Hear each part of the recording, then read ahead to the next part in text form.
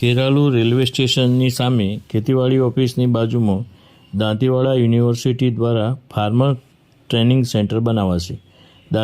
Dantiwada university દ્વારા 50% staff સાથે ખેરાલુ વિધાનસભા વિસ્તારના ગામોમાં પશુપાલન અને ખેડૂતો માટે હાલ 13 જણનો સ્ટાફ ફાળવીને કામકાજ ઝડપથી થાય તેવું પ્લાનિંગ કર્યું. ખેરાલુ ધારાસભ્ય સરદારભાઈ ચૌધરીએ જાત નિરીક્ષણ કરી જમીન માપણી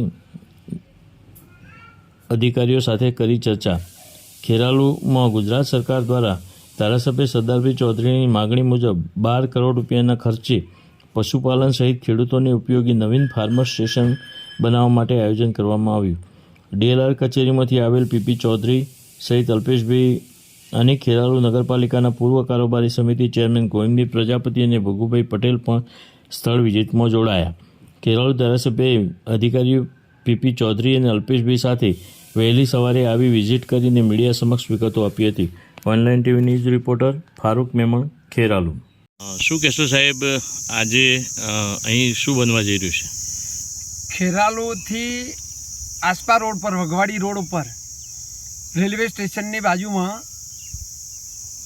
આ વિસ્તારમાં દાંતીવાડા યુનિવર્સિટી દ્વારા ફાર્મર ટ્રેનિંગ સેન્ટર એટલે ખેડૂત ટ્રેનિંગ સેન્ટરનું અહીંયા આયોજન કરવામાં આવ્યું છે ગુજરાત સરકાર દ્વારા અને ભારતની કેન્દ્ર સરકાર દ્વારા.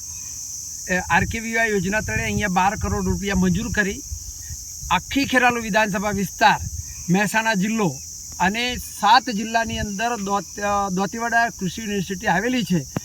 આ કૃષિ યુનિવર્સિટી દ્વારા આ ખેરાલુ વિધાનસભા વિસ્તારમાં ફાર્મર ટ્રેનિંગ સેન્ટર બનાવવાનું અહીંયા આયોજન કર્યું છે. આ વિસ્તારના ખેડૂતો, પશુપાલકોને આ યુનિવર્સિટી દ્વારા માર્ગદર્શન મળે, ટ્રેનિંગ મળે અને એ લોકોની ખેડૂતોની ખેતીમાં આવકમાં વધારો થાય, પશુપાલકોને એમની નફાકારક પશુપાલનનો ધંધો થાય, એ માટે અહીંયા ફાર્મર ટ્રેનિંગ સેન્ટર એટલે કે ખેડૂત ટ્રેનિંગ સેન્ટરનું આયોજન કરવામાં આવ્યું છે. ને એના ભાગરૂપે આજે DLR વિભાગે અહીંયા આગળ ખૂંટ મારી અને આ જગ્યા કૃષિ યુનિવર્સિટીને આજે હેન્ડઓવર કરી રહ્યા છે. એ માટે આજે હું આ ખેરાલુ વિધાનસભાનો ધારાસભ્ય પણ અહીંયા હાજર રહ્યો. સાથે મારા અહીંયા કોર્પોરેટર ગોવિંદભાઈ અને ભગુભાઈને યુનિવર્સિટીના ભાઈ PP ચૌધરી પણ આજે ત્યાંથી યુનિવર્સિટી તરફથી આવ્યા છે.